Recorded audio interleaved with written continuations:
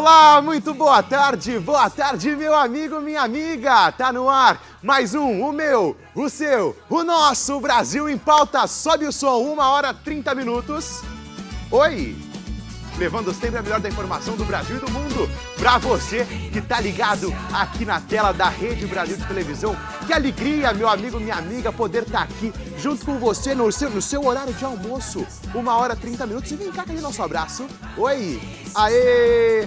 E olha, no programa de hoje tá recheado de notícias, então pra você que quer estar bem informado e quer que os seus amigos estejam bem informados, pegue agora o seu celular, liga pra todo mundo e fala assim, ó, Brasil em Pauta tá no ar na Rede Brasil, o Johnny William tá no ar na Rede Brasil, sempre levando a melhor da informação do Brasil e do mundo pra você, meu amigo, minha amiga. Vem aqui, olha isso aqui, no programa de hoje, Santos, atualização do caso do ex-delegado que foi executado em Praia Grande. Hoje teve uma coletiva de imprensa do Derrite, secretário do Estado de Segurança, e ele mostrou na tela da coletiva de imprensa a foto dos suspeitos sobre o assassinato do ex-delegado. 1h31 também teve isso. Confusão do jogador Vitor Roque com a sua mãe foi exposta nas redes sociais. Olha que absurdo, Santos. Parece que ele xingou a mãe à torta e à direita e depois ontem ainda fez um gol em homenagem à mãe. E um homem é preso por maus tratos aos animais em Cuiabá. Esse vai ser o nosso Brasil em Pauta de hoje. Algumas das informações que a gente vai dar. E hoje, espera um pouquinho. Hoje, ô Santos, hein, Daniel? Hoje tem estreia na direção, é isso? Temos estreia na direção. Cadê as palmas pra ela? Cadê as palmas? Oi, cadê? Aê! Parabéns, Ângela! Tá junto com a gente hoje. É isso ou não é? Exatamente, ela tá animada, ela tá nervosa, mas ela tá animada por estar dirigindo o nosso programa. Vamos rodar. Uma explosão em uma churrascaria assustou os moradores e turistas em Mar Grande, na ilha de Itaparica. Várias pessoas ficaram feridas. Vamos ver, coloca na tela do Brasil. Uma explosão em uma churrascaria deixou pelo menos 7 feridos em Mar Grande, na cidade de Veracruz, na ilha de Itaparica. Entre os feridos estão Edneuza Sodré, de 56 anos, e Emerson Ferreira Santana, de 38, que tinham ido almoçar na churrascaria. Os dois estão em estado grave. Segundo a prefeitura, eles foram atendidos na unidade de pronto atendimento do município e depois transferidos para o Hospital Geral do Estado, em Salvador, com o apoio do grupamento aéreo da Polícia Militar. Eles tiveram de 10% a 15% do corpo atingido por queimaduras de 1º e 2º grau. As demais vítimas seguem em observação, conforme o protocolo médico para casos de inalação de fumaça. O acidente ocorreu na área do buffet, no momento em que uma funcionária tentava acender uma panela com álcool. Houve um princípio de incêndio e o recipiente acabou explodindo próximo à mesa onde estavam Edneuza e Emerson. Um dos proprietários do restaurante conseguiu controlar as chamas com o extintor após ouvir a explosão. Uma perícia será realizada no local. Um episódio grave que expõe o risco de acidentes em locais de grande circulação. A pressa pelo lucro nunca pode estar acima da segurança dos clientes e dos funcionários. A pressa nunca pode estar acima da segurança dos seus funcionários dos seus clientes também. Esse caso aqui é um exemplo do que não fazer. 2 pessoas estão em estado grave depois dessa explosão. É uma coisa que não pode deixar acontecer. 1h34. Um susto no aeroporto de Viracopos, em Campinas. Um caminhão pegou fogo na pista, provocando grande correria e tensão. Vamos acompanhar. Um caminhão pegou fogo na noite dessa terça-feira no pátio de aeronaves do Aeroporto Internacional de Viracopos, em Campinas, no interior de São Paulo. Segundo a administradora do aeroporto, as chamas foram apagadas rapidamente e passageiros que estavam em uma aeronave próxima foram realocados. Não houve feridos. Imagens mostram um veículo em chamas próximo a aviões. No vídeo, é possível ver uma cortina de fumaça se formar e funcionários do aeroporto trabalhando para o combate do incêndio. A concessionária Aeroportos Brasil Viracopos informou que um caminhão sofreu um princípio de incêndio no pátio do aeroporto. As chamas foram rapidamente controladas pelos bombeiros locais, mas as causas do incidente ainda não foram divulgadas. Passageiros que estavam em um avião ao lado das chamas precisaram ser realocados para outra aeronave por questões de segurança. Ninguém se feriu. O caminhão era usado para abastecer as aeronaves com refeições. O incêndio não impactou nas operações e nenhum voo foi afetado, conforme a administradora. Felizmente, as chamas foram controladas e ninguém se feriu. Mas o episódio mostra como, em segundos, a rotina de um dos maiores aeroportos do país pode se transformar em um pânico total, em um caos total. A segurança precisa ser prioridade absoluta, principalmente nesses portos e aeroportos que passam muita gente, não é verdade, Santos? Então, é um perigo para quem está passando pela região acontecer uma coisa dessa. Mas agora eu quero falar uma coisa. Cadê nossas redes sociais? Vai pegando nossas redes sociais que eu quero mostrar uma coisa para o nosso pessoal de casa. Santos, o homem está em casa com dor no ciático, mas não larga o celular. Mandou agora aqui, ó. Estou assistindo o programa aqui. Faz direito. Meu amigo Ocimar de Castro, vem cá, um abraço para você. Melhoras. Palmas para Ocimar. Palmas. Oi. Nosso diretor que está sempre com a gente aqui. Hoje está com um probleminha no ciático. E para você, meu amigo, minha amiga, quer acompanhar as notícias do Brasil e do mundo, mas o Brasil em Pauta não está no ar, o Brasil em Pauta não está ao vivo? O que eu posso fazer? Abre lá, ó, @Brasil em Pauta RBTV, é o Instagram do nosso programa, você fica a par das principais informações do Brasil e do mundo. Mas também tem o meu programa, ó, o meu programa que é o Brasil em Pauta. Tem o meu Instagram, Johnny William OF. Aqui você também com o Johnny News, você fica a par das principais informações do Brasil e do mundo. Então, corre pra lá, já começa a seguir a gente no Instagram. E, Ocimar, nossas melhoras pra você. Que Deus abençoe e que você volte com certeza logo pra gente. Olha esse caso, obrigado, Santos. Vitor Roque, jogador do Palmeiras, foi flagrado xingando a mãe Ercília em áudios que vazaram na internet. Coloca na tela do Brasil. Ercília Roque, mãe do jogador Vitor Roque, foi alvo de xingamentos do próprio filho em áudios que vazaram na internet.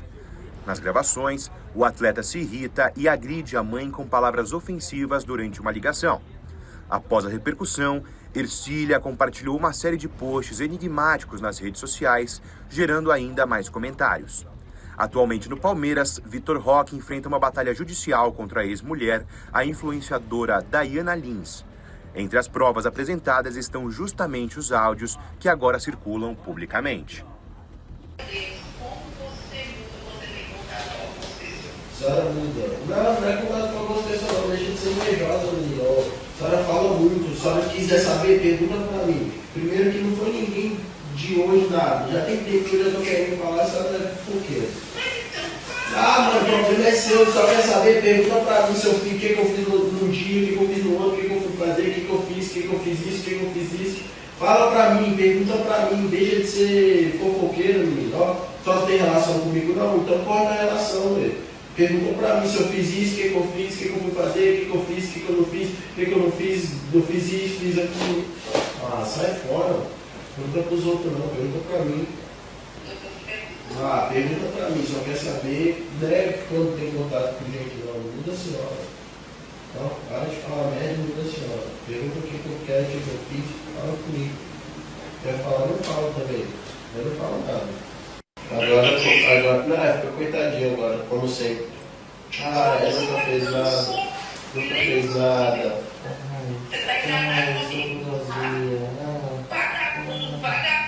Vagabundo. É aquele vagabundo que faz isso nas nossas costas. Tá? A senhora que é arrogante, só prepotente. Arrogante, prepotente. Prepotente, arrogante. Arrogante, só prepotente. Só arrogante, prepotente. Vagabundo é a senhora, filha, prepotente. Ó, prepotente, só arrogante. É isso aí, dá um sorrisinho. Vai com suas amigas aí. Tudo filha da p, todo mundo. É isso aí. É isso aí, vai com suas amigas. Liga com suas amigas aí. Interesseira, vai, diga pra todo mundo. Tudo interesseiro.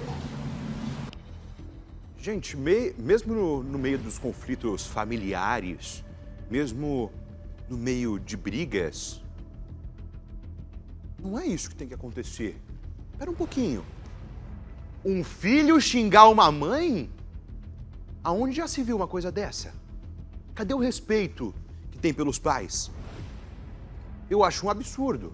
É um excelente jogador de futebol, fez inclusive um gol ontem e diz ele que foi em homenagem à mãe, mas vaza áudios na internet dele xingando a mãe dele? Não dá para entender. Fica um tanto quanto controverso. No momento, xingando a mãe no áudio. Em outro momento, ontem, fez um gol em homenagem à mãe dele. Puxa vida, eu não estou entendendo mais nada do que está acontecendo no nosso país. Vou falar para vocês, não está dando para entender. A gente vê que gestos de respeito e reconhecimento sempre fazem a diferença. Não dá para ter esse tipo de comportamento. Usa uma pulseira, te amo mãe, na foto, posta, mas quando vê, manda áudio no WhatsApp xingando a própria mãe. Puxa vida, o que será que é isso? Vamos rodar as informações, 1h41. Bota a imagem na tela pra gente, vamos acompanhar? Cadê?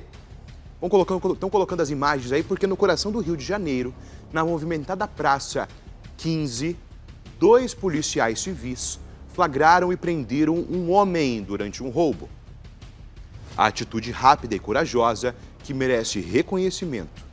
Em meio à insegurança diária, a população precisa justamente de policiais assim, atentos, firmes e comprometidos em proteger. Olha que coisa bonita, né? Muito legal de se ver essas informações. Parabéns para os policiais civis que tiveram esse excelente comportamento em proteger o cidadão. Olha esse caso.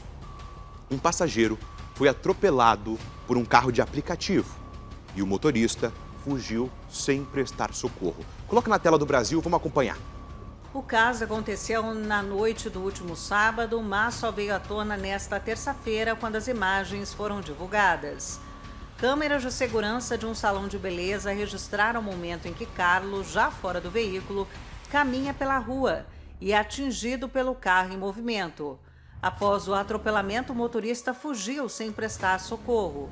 Segundo relatos de familiares, a confusão começou quando Carlos teria descido no endereço errado. Ele questionou o motorista, que se recusou a alterar a rota, e pediu para que o passageiro deixasse o veículo. Indignado, Carlos bateu a porta com força e saiu andando.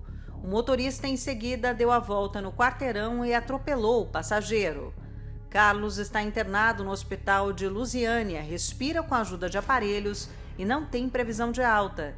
De acordo com familiares, ele sofreu um trauma pulmonar e uma fissura na costela. Testemunhas que presenciaram a cena ajudaram no socorro inicial e a vítima foi levada à unidade de pronto atendimento da região.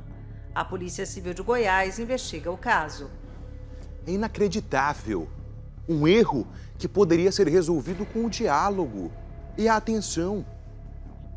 O resultado foi danos físicos graves, danos físicos graves. E depois fugiu do acidente. Isso demonstra um total descaso com a vida. É urgente que as autoridades e as plataformas de transporte adotem medidas de segurança, porque não é possível. Não é possível, ô Santos. Você, meu amigo, você, minha amiga aí de casa. Não é possível que numa briga o cara use uma arma, porque, desculpa, o carro é uma arma. Você pode matar, você pode tirar a vida de qualquer pessoa com o carro. Pegar o carro e atropelar dessa forma. As plataformas de transporte precisam ter medidas mais rigorosas para garantir a responsabilidade e, principalmente, proteger os passageiros e os pedestres. Não é possível uma coisa dessa. Aonde já se viu, tão qual uma arma em punho é o carro. Ele pega o carro e atropela o pedestre, atropela o passageiro? Não existe isso. Faço um apelo aqui para as nossas autoridades e para principalmente quem cuida das plataformas de transporte. Leis, normas mais rígidas para que coisas assim não aconteçam. 1h45. Agora, pelo menos uma boa notícia, né? Uma boa notícia para o pessoal que está em casa. A taxa de desemprego no Brasil recuou para 5,6% no último trimestre. Isso quer dizer o quê? Tem menos gente desempregada no Brasil. Mas espera um pouquinho. Quer dizer que tá bom? Quer dizer não. Ainda não tá bom. Bom seria se tivesse zero. Ainda não tá bom. Vamos acompanhar. Bota na tela. Segundo a Pesquisa Nacional por Amostra de Domicílios Contínua, divulgada nesta terça-feira pelo IBGE, a taxa de desemprego no Brasil recuou para 5,6% no trimestre encerrado em julho. Trata-se do menor nível da série histórica do Instituto, iniciada em 2012. No trimestre anterior, a taxa era de 6,6% e no mesmo período do ano passado, 6,9%. O número de pessoas desocupadas caiu para 6,11 milhões, o menor desde o fim de 2013, representando uma redução de 14,2% em relação ao trimestre anterior e 16% em relação a julho de 2024.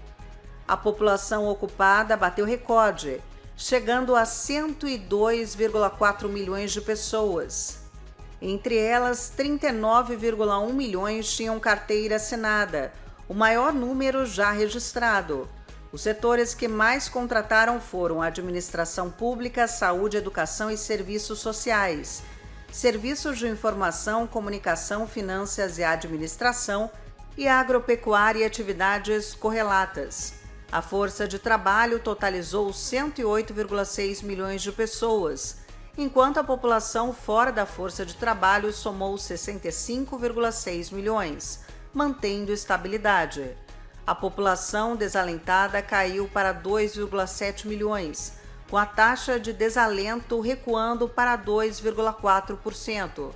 Apesar do crescimento da formalização, o número de trabalhadores informais permaneceu elevado, chegando a 38,8 milhões, enquanto os trabalhadores por conta própria atingiram 25,9 milhões, também recorde da série. A taxa de informalidade caiu para 37,8%. A massa de rendimentos dos ocupados bateu recorde, chegando a 352,3 bilhões de reais, e o rendimento médio real habitual foi de R$ 3.484 por mês, alta de 1,3% no trimestre e 3,8% no ano. Isso é um alívio em meio a tantos desafios, mas cada número representa vidas e ainda há milhões em busca de oportunidade de emprego. O país precisa transformar essa queda em empregos dignos e principalmente duradouros. Gente, parece que aconteceu um caso. Eu quero até chamar, cadê? Tem o Thiago aí? O Thiago, ele que é... Ó, a gente tem um probleminha técnico, a gente vai chamar ele já já. Mas antes disso, eu quero falar pra você, meu amigo, você, minha amiga. Você, meu amigo, você, minha amiga. Johnny, não tô em casa. Como eu vou assistir o Brasil em Pauta? Você não sabe como assistir o Brasil em Pauta? Ainda não sabe, Santos? Como é que não sabe como assistir o Brasil em Pauta se não tá em casa? Você vai abrir o navegador da sua internet e colocar www.rbtv.com.br. Eu disse www.rbtv.com.br e aqui, ó, você vai ter ao vivo todos os programas da nossa Rede Brasil de televisão. Vocês estão acompanhando aí o site ao vivo de todos os programas da nossa Rede Brasil de televisão. Estamos restabelecendo a conexão com o Thiago. Assim que já tiver tudo certo, a gente volta com ele. Olha isso, o bairro de Pinheiros, em São Paulo, vive dias de medo. Em menos de 10 dias, uma sequência de assaltos deixou moradores em pânico e até uma vida foi perdida. Coloca na tela. Aqui em Antunes teve 4 roubos à mão armada em 40 dias. É o mesmo endereço onde um turista, Vitor Rocha e Silva, de 23 anos, formado em Relações Internacionais e natural de Uberlândia, foi morto ao reagir a uma tentativa de assalto em janeiro deste ano. No caso mais recente, 2 pessoas foram abordadas por um ladrão pouco antes das 22 horas da última quinta-feira. Enquanto caminhavam, câmeras de segurança gravaram o momento em que o assaltante estaciona uma motocicleta e ainda vai em direção aos 2 pedestres. Uma das vítimas começa a passar mal e desmaia durante o assalto. Indicam as imagens, né? A outra vítima chega a socorrê-la diante do assaltante, que monta novamente na moto e deixa o local, cerca de 4 minutos após o início do assalto. Menos de 2 semanas antes, no dia 30 de agosto, um homem de 23 anos teve o celular roubado num assalto com a mesma dinâmica na Joaquim Antunes. A vítima caminhava na calçada quando o assaltante desceu de uma motocicleta e apontou uma arma em sua direção. O criminoso pegou o celular e exigiu a senha do aparelho antes de ir embora. Outros 2 assaltos já haviam ocorrido no mesmo mês, a poucos metros de distância, no dia 2 de agosto, um sábado, por volta das 17h30. Câmeras de segurança flagraram o assalto contra um homem que levava um bebê no colo.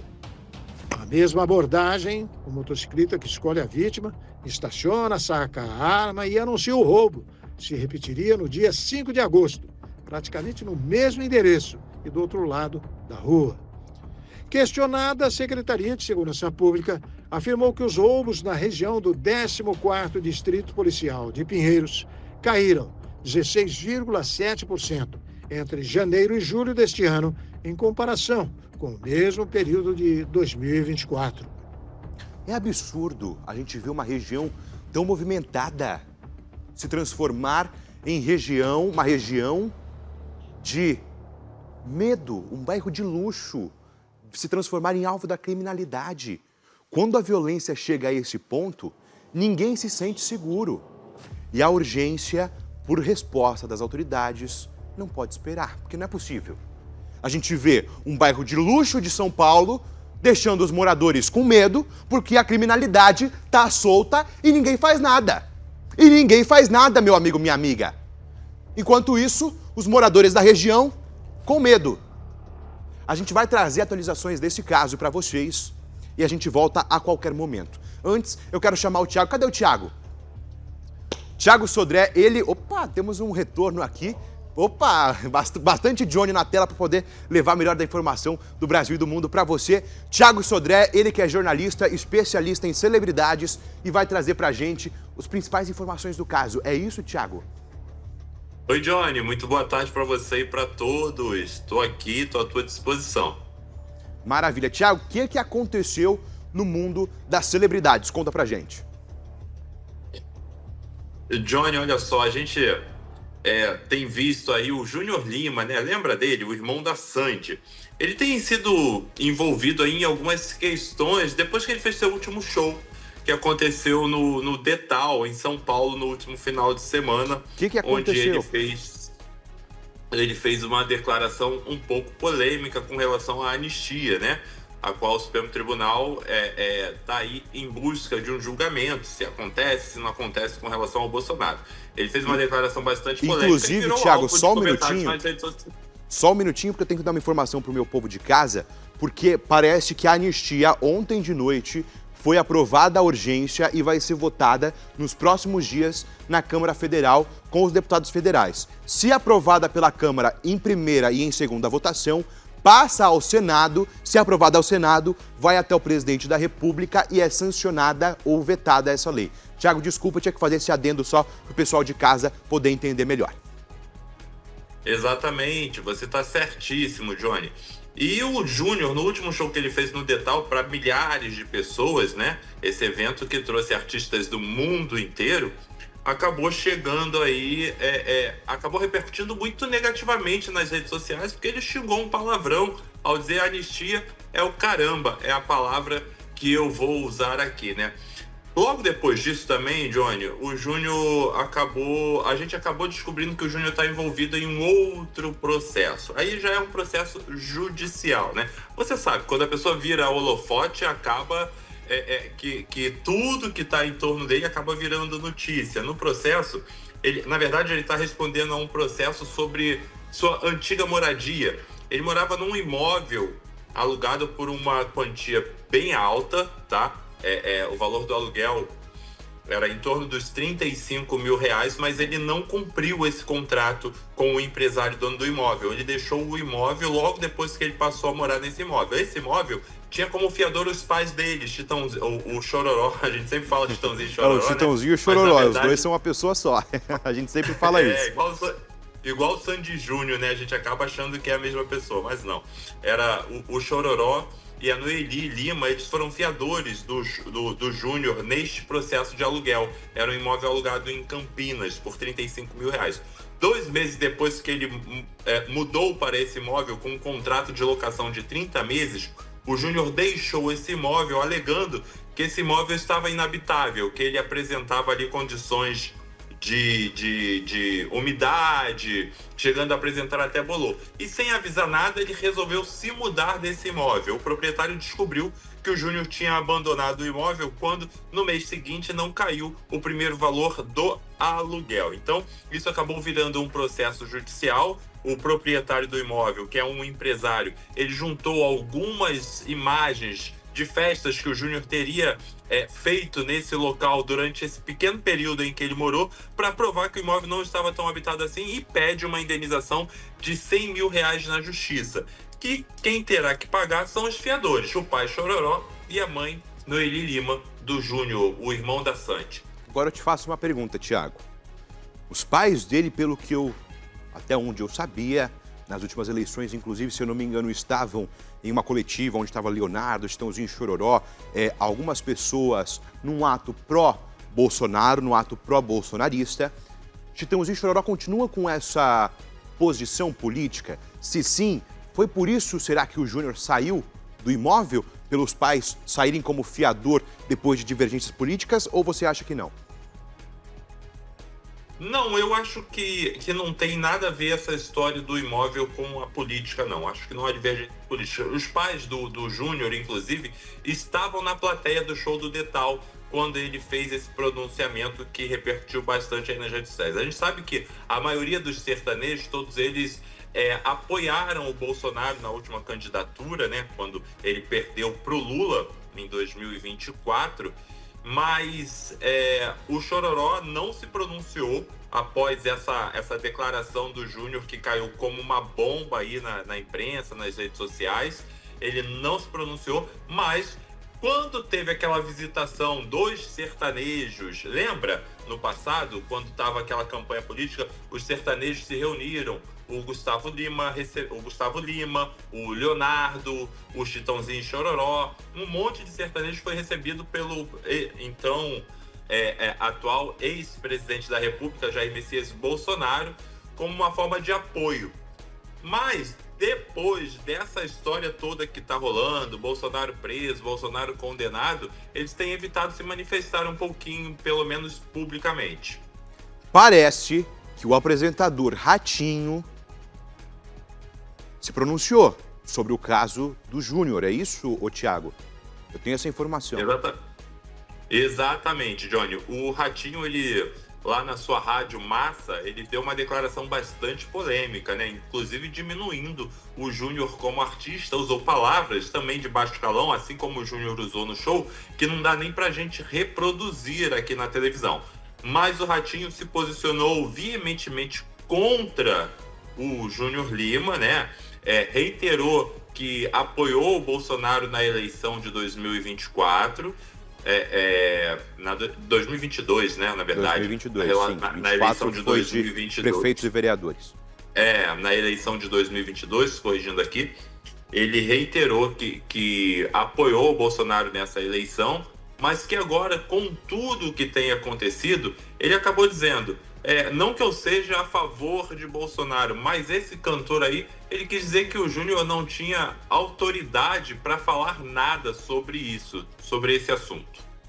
Olha, Tiago, eu vou aproveitar e vou te fazer uma pergunta, porque assim, você que acompanha o nosso Brasil em Pauta, você acompanha o mundo das celebridades, acompanha os shows que acontecem não só no Rock in Rio, não só no Detal, mas os shows de cada artista mesmo. Eu acho que o Júnior não devia ter se pronunciado politicamente. Ele está ali num ambiente onde ele tem várias pessoas, né, tanto de esquerda, tanto de direita, quanto de centro. Eu acho que ele, enquanto artista, não deveria ter se pronunciado politicamente, uma vez que ele não é político e outra vez que muita gente conhece o Júnior, gosta do Júnior, independente da posição política dele.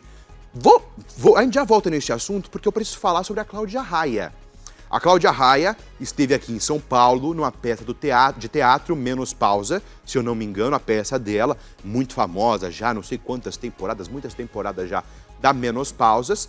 E parece que aconteceu um problema na peça, é isso, Thiago? Exatamente, Johnny. A Cláudia Raia, ela é uma atriz de 58 anos, né, conhecida no Brasil inteiro, e ela está em turnê com a peça Cenas da Menopausa, onde ela fala sobre esse momento da mulher, né? E ela recebeu, numa das suas sessões no Teatro Claro MASP, em São Paulo, o Rodolfo. O Rodolfo, ele é dono de uma página que presta atendimento a pessoas que têm deficiências audiovisuais, né? Dono da página Popcorn, na verdade. Ele foi convidado pela produção do espetáculo para assistir a uma sessão com recurso audiodescritivo, onde você utiliza um celular para filmar as imagens. Pode falar, Thiago, pode falar, eu já concluo.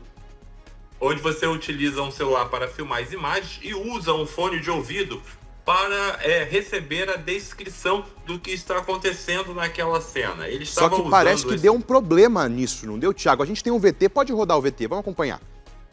Hoje a gente veio assistir teatro com acessibilidade pela primeira vez. Viemos assistir Cenas da Menopausa. Até peguei uma água aqui para contar para vocês como é que foi a experiência aqui na acessibilidade aqui no Teatro Claro, porque aconteceu uma coisa que a gente não esperava. A equipe de acessibilidade foi fantástica. Logo na entrada já me deram os fones e passaram as instruções. Como é que vai funcionar a acessibilidade aqui hoje, gente? Ó, vou entrar no perfil do aplicativo. É o Bplay App. Clicando aqui no link da bio deles, ó, já vou para a página. Não precisa baixar o aplicativo, na verdade, é tudo na web. Aqui, ó, eu vou entrar na parte que eu sou uma pessoa que vai assistir. Aí aqui eu vou na parte, ó, tem musical, tem eventos. Eu vou aqui na parte de teatro.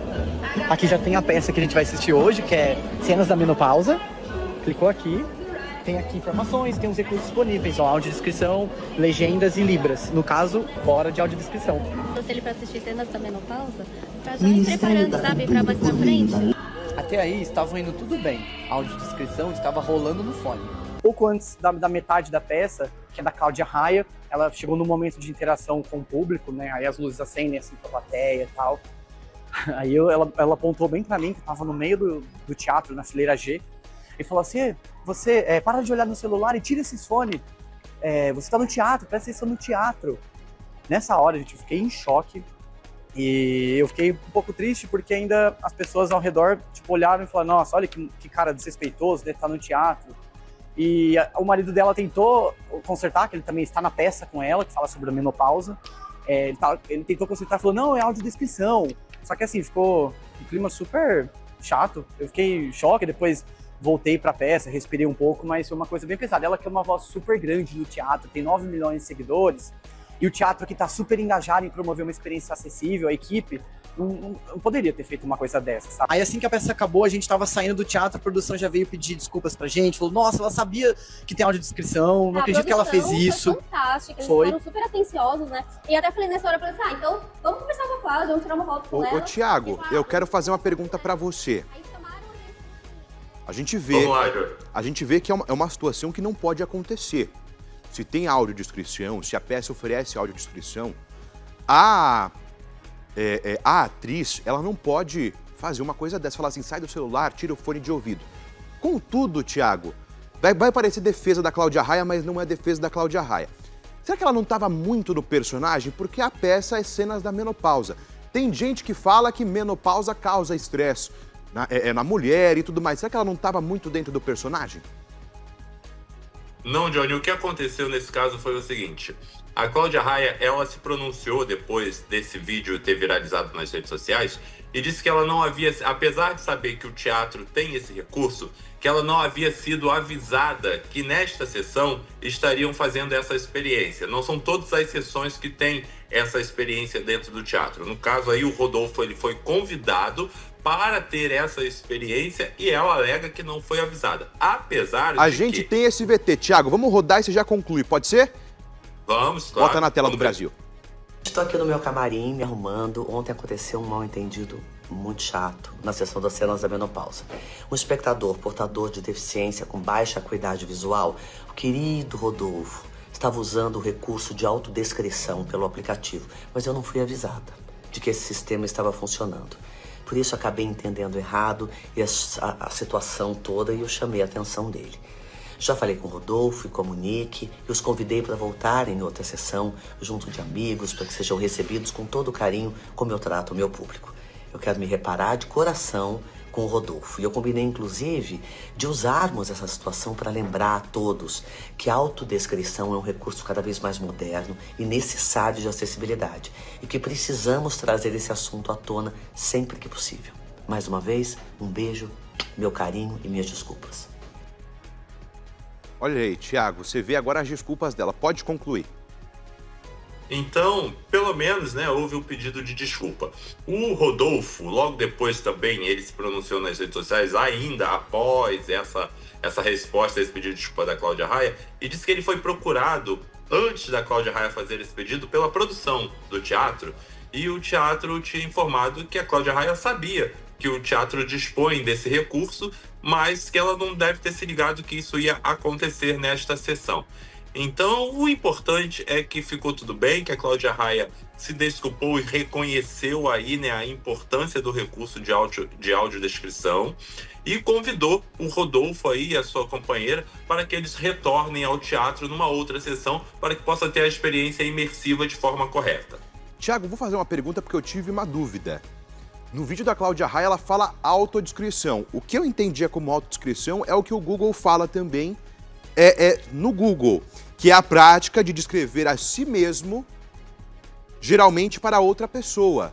Essa é a autodescrição. O que ele estava fazendo não seria a audiodescrição? Exatamente, Johnny. Ela errou aí ao colocar como autodescrição, né? O recurso chama-se exatamente audiodescrição, conforme a gente veio já colocando aqui. Eu acredito que ela estava nervosa também com toda essa repercussão, com toda essa situação, e usou aí a palavra errada. O nome certo é audiodescrição. É quando você filma uma imagem e você recebe aquela imagem descrita pelo áudio, através dos fones de ouvido. Maravilha. Thiago, eu quero agradecer a sua participação aqui, trazendo um pouquinho mais pra gente do que está acontecendo nos últimos dias nas redes sociais, no mundo dos famosos, no mundo das celebridades. Muito obrigado e a qualquer momento você sabe que você tem portas abertas aqui no Brasil em Pauta para você voltar e trazer as principais informações do Brasil e do mundo.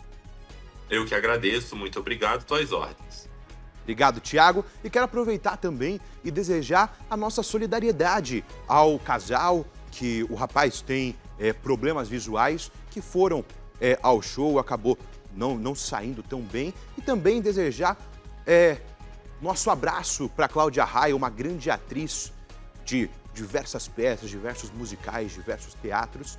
Ela faz diversas peças. Nosso abraço a Cláudia Raia e nosso mais sincero abraço também ao casal que passou por isso. Vem cá, que acabou passando por isso. A gente sabe que não é uma prática da Cláudia Raia, muito provavelmente ela não deve ter sido avisada, mas mesmo assim, se o teatro tem, vamos ter um pouquinho mais de cuidado, um pouquinho mais de controle na hora de falar. Olha isso, 14h08. A gente tem atualização, porque a polícia prendeu o suspeito de matar o ex-delegado Rui.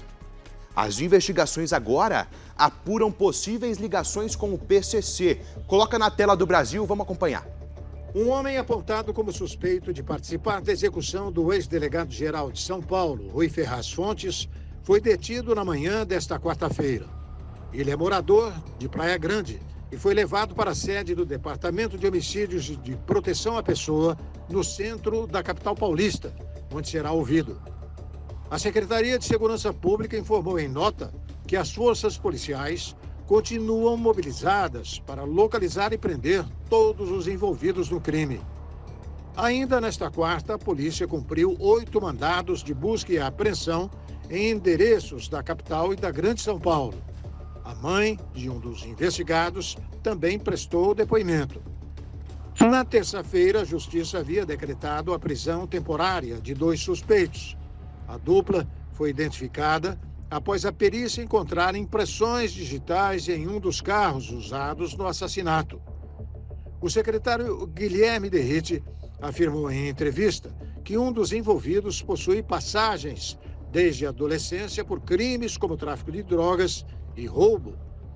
A Secretaria da Segurança Pública de São Paulo classificou como um ataque de vingança do primeiro comando da capital a morte do ex-delegado-geral, ocorrida na noite de segunda-feira na Baixada Santista. Fontes, de 64 anos, foi vítima de uma emboscada ao sair da prefeitura, onde atuava como secretário de administração desde 2023. Criminosos armados com fuzis e usando coletes à prova de balas aguardaram por cerca de 15 minutos. Vocês acompanham agora a matéria do suspeito de matar o ex-delegado. Ele foi preso e a polícia continua investigando o caso. O secretário de Estado de Segurança Pública, Guilherme Derrite, deu uma coletiva nesta manhã e a gente tem as imagens. Coloca na tela do Brasil, vamos acompanhar. Tem. Espera um pouquinho para mim. Volta para mim, deixa eu só contextualizar o que ele vai falar. A jornalista que estava na coletiva de imprensa fez uma pergunta ao secretário. Ela perguntou, secretário, em 2010, ela até errou a data, em 2010, o ex-delegado Rui Ferraz foi preso não, aliás, teve um atentado.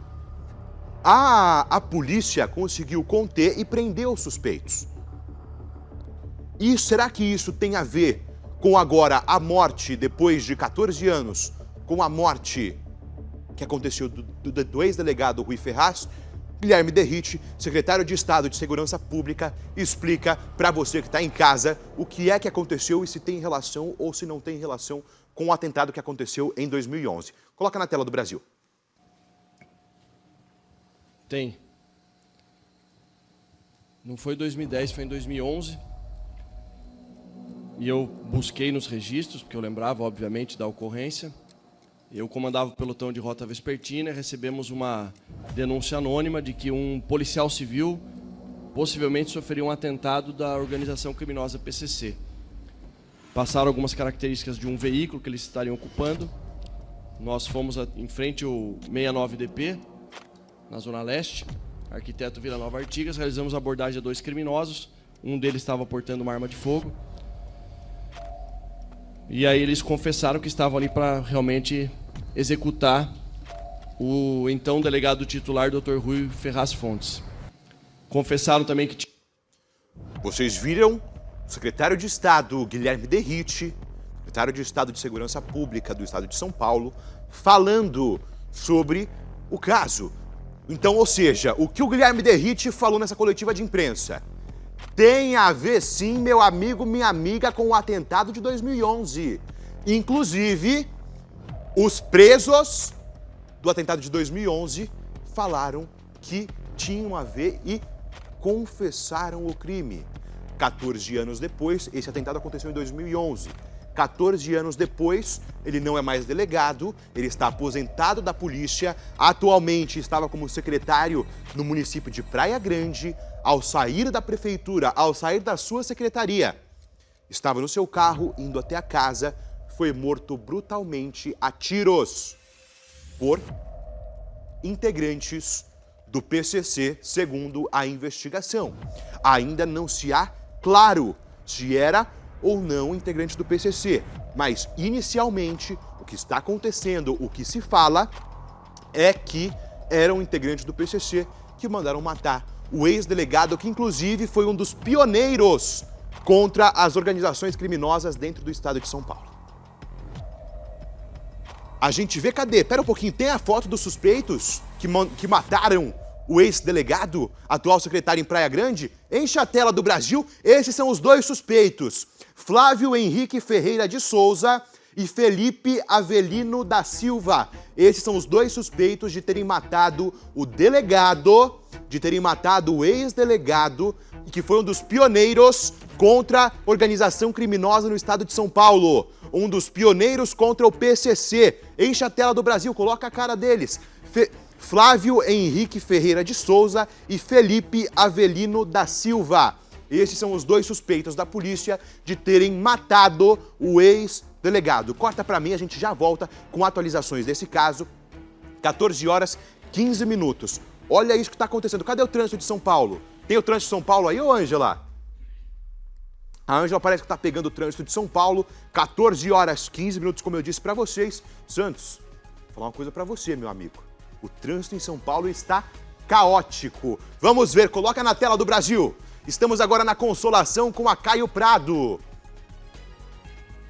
Ó, Ibirapuera, como sempre, já lotado o Ibirapuera. Ibirapuera, você vê ali o monumento no meio da praça do Ibirapuera, você vê bastante trânsito aí também. Estamos agora na minha querida Zona Leste, nós estamos na Celso Garcia.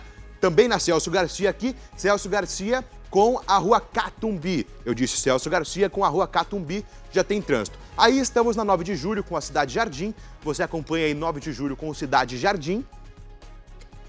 Sem trânsito também.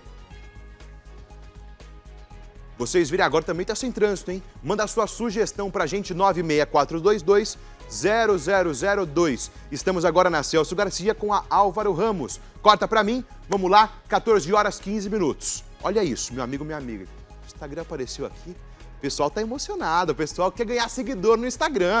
Vamos pras notícias, olha isso. Imagens revoltantes mostram um homem agredindo o próprio cachorro em São Vicente, com tapas e muita violência. O caso já está sendo investigado pela polícia. Bota na tela. Um homem foi filmado agredindo o próprio cachorro em cima de uma prancha de stand-up paddle no mar em São Vicente, próximo à Ilha Pochá.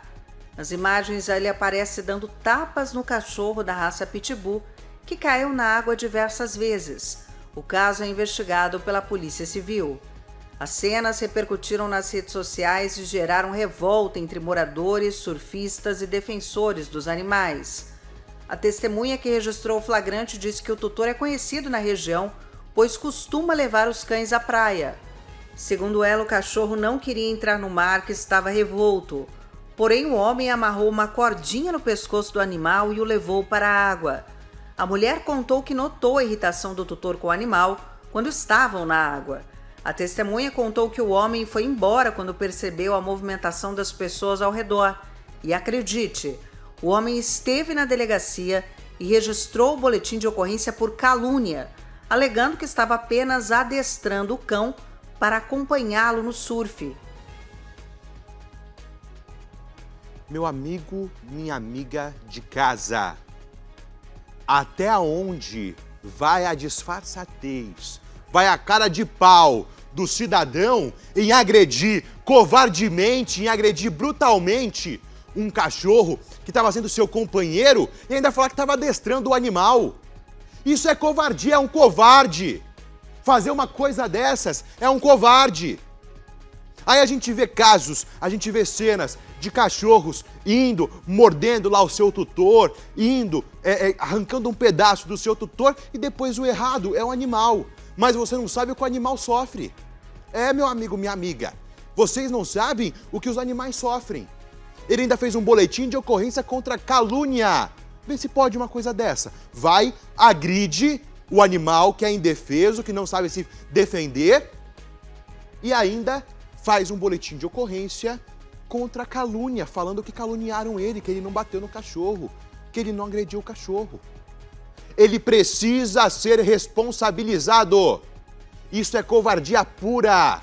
A crueldade não pode ser normalizada. A justiça tem que agir com rigor. Não pode deixar desse jeito. Absurdo um caso desse.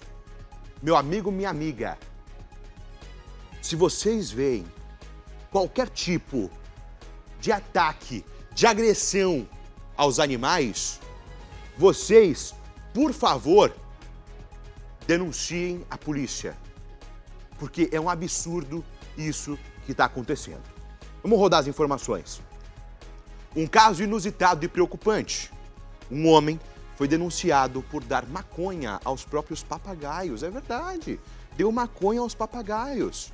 A polícia conseguiu averiguar a situação após uma denúncia anônima. Coloca na tela do Brasil. 43 anos foi preso por venda ilegal e maus tratos a pelo menos 2 papagaios e 3 periquitos em Cuiabá. O suspeito ainda oferecia maconha aos animais, conforme vídeo divulgado pela polícia. O caso chegou à Delegacia Especializada do Meio Ambiente após uma denúncia anônima de que havia pássaros em situação de maus tratos e que seriam vendidos de forma ilegal. Uma equipe da delegacia foi até o local e foi atendida por uma mulher que autorizou a entrada dos policiais na casa.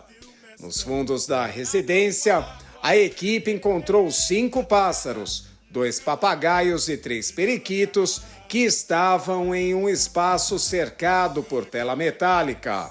A polícia agora segue nas investigações. Há quem pense que isso é uma brincadeira de mau gosto. Eu não acho.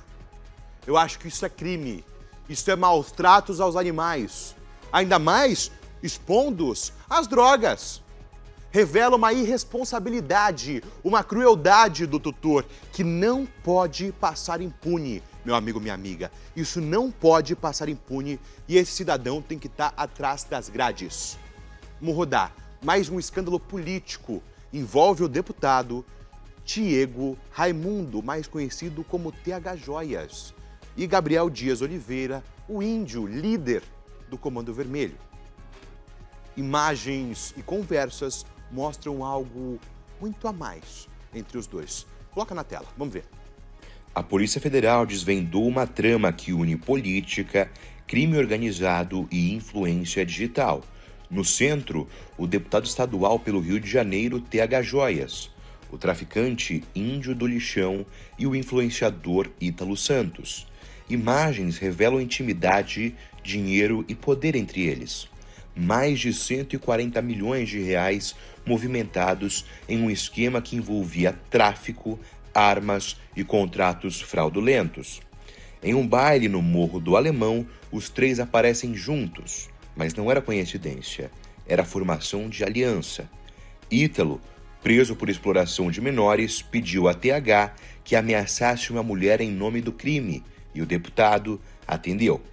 Na Operação Zargum, 15 pessoas foram presas, entre eles policiais e um delegado da Polícia Federal. E o que fica é a esperança de que a verdade venha finalmente à tona. Meu amigo, minha amiga de casa, você vê TH Joias, deputado pelo Rio de Janeiro. Você vê Ítalo Santos, preso por aliação de menores e principalmente por sexualização de adolescentes. E você vê também o índio, líder do Comando Vermelho, os 3 juntos. O que faziam? A gente vai ter mais informações quando a polícia terminar as investigações e a gente vai trazendo a cada desdobramento, você vai acompanhar aqui no nosso Brasil em Pauta. Quando políticos se envolvem diretamente com o crime organizado e atendem pedidos de criminosos, mesmo de dentro da prisão, a confiança na política e nas instituições é gravemente abalada. Casos como este mostram a necessidade de investigação rigorosa e punição exemplar. 14h24, câmeras de segurança registraram um momento tenso em que policiais arrombaram uma porta em um hospital. O hospital estava em Mauá, isso aconteceu em Mauá, para libertar reféns mantidos sob ameaça. Coloca na tela do Brasil, vamos acompanhar.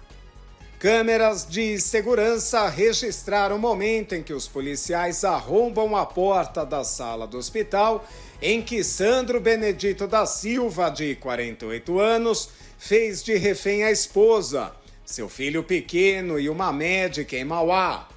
De acordo com as informações da Secretaria de Segurança Pública de São Paulo, o autor da ocorrência deu entrada junto com a família no hospital alegando fortes dores na região do peito.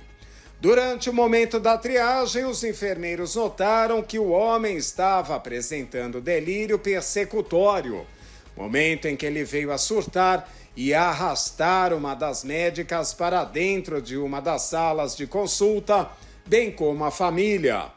Apesar de não ameaçar seus familiares diretamente, a polícia informou que Sandro havia ameaçado a médica verbalmente, dizendo que iria machucá-la. Segundo o boletim de ocorrência, Sandro já havia sido preso anteriormente e estaria cumprindo 16 anos de prisão em regime aberto. Os reféns foram resgatados e retirados do local sem ferimentos. Ação rápida e decisiva que salvou vidas. A coragem e o preparo das autoridades fazem toda a diferença e mostram que a segurança pública não pode esperar. Você vê, muito legal, parabéns aos policiais que foram e tiraram os reféns de dentro do hospital. 14 horas 26 minutos, um casamento que durou apenas 49 dias. É verdade, terminou em escândalo e em batalha judicial. O jogador Maicon Pereira Roque e a empresária Larissa Venâncio trocaram acusações graves. Ele fala de furto de relógios de luxo e ela denuncia de agressão. Bota na tela. O zagueiro Maicon Roque e a biomédica Larissa Venâncio viveram um romance que virou caso de polícia. Após descobrir supostas traições, Larissa acusa o jogador de agressão física. Ele, por sua vez, diz que ela furtou 2 relógios da marca Rolex, avaliados em R$600 mil. A denúncia de violência foi arquivada, mas Larissa conseguiu uma medida protetiva, que, segundo a sua defesa, foi violada. A briga pelos relógios segue na justiça e os dois lados trocam acusações em meio a notas oficiais e processos ainda sem desfecho. Do altar ao tribunal em menos de 2 meses. Será possível, gente? Os dois se casam, em menos de 2 meses, eles simplesmente separam. Ela o denuncia de agressão, já ele a denuncia de furto, de roubo de 2 relógios de luxo da marca Rolex.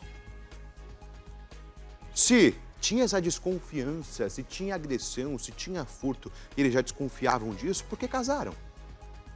Porque eles casaram, se já tinha essa desconfiança, não é, Santos? Se ela tinha desconfiança de que ele poderia agredir ela ou de que ele já tinha agredido ela, por que ela casou? E da mesma forma, se ela tinha roubado ele, como ele afirma, os 2 relógios de luxo, por que eles casaram? Para ficar 49 dias? Não dá para entender. Isso é mais do que um divórcio turbulento. O caso expõe um enredo de violência, desconfiança e de disputas milionárias quando a justiça precisa intervir em um relacionamento. Fica claro que o amor já deu lugar para o conflito e quem perde sempre é a dignidade das pessoas envolvidas. Será possível? Cadê as redes sociais do nosso país, do nosso programa, redes sociais do nosso programa? Bota aqui na tela pra gente. Tem aí, @Brasil em Pauta, RBTV, @JohnnyWilliamOF. Você, meu amigo, você, minha amiga de casa, que está nos acompanhando no Brasil em Pauta, você acompanha agora. Espera um pouquinho. Não, volta lá, o pessoal o pessoal tá com o dedinho nervoso ali para mostrar as redes sociais. Será possível? @Brasil em Pauta, RBTV é o Instagram do nosso programa. E tem também, agora sim, cadê o do Johnny? Cadê o do Johnny? Agora foi, ó. Johnny News. Nosso programa tá chegando ao fim, mas você fica bem informado no meu Instagram, @JohnnyWilliamOF. Você tem lá o Johnny News, que você fica a par das principais informações do Brasil e do mundo. Santos, antes da gente encerrar nosso programa, quero agradecer. Hoje temos plateia no nosso programa, é verdade, hoje temos plateia. Nossa querida amiga Isabela Marinho está aqui nos assistindo. Quero aproveitar e mandar um abraço também para a mãe dela, foi aniversário dela ontem, Santos. Foi aniversário dela ontem, a nossa Aline Marinho, um abraço, que Deus abençoe, que seja mais um ano de muita paz, de muita saúde, de muita prosperidade. E pra você, meu amigo, você, minha amiga, que tá ligado, você sabe, a gente tem nosso encontro amanhã, juntinho, coladinho, 1h30 da tarde. Você espera pra almoçar comigo. Você almoça com o Johnny William no nosso Brasil em Pauta e aproveita e fica a par das principais informações do Brasil e do mundo. Mas eu quero mais palmas. Cadê as palmas? Cadê as palmas? Porque é verdade, a Ângela mandou muito bem, ela mandou muito bem na direção hoje. Mais palmas pra ela, oi! Aê! E quero aproveitar também e mandar um grande abraço ao nosso diretor Ocimar de Castro. O Ocimar hoje tá com probleminha, tá com dor no ciático, mas com certeza amanhã já está de volta, completamente recuperado. Pra você, Ocimar, pra você, meu amigo, você, minha amiga, abraço, eu te espero amanhã, coladinho juntinho, 1h30 da tarde. Um grande beijo pra vocês, sobe o som!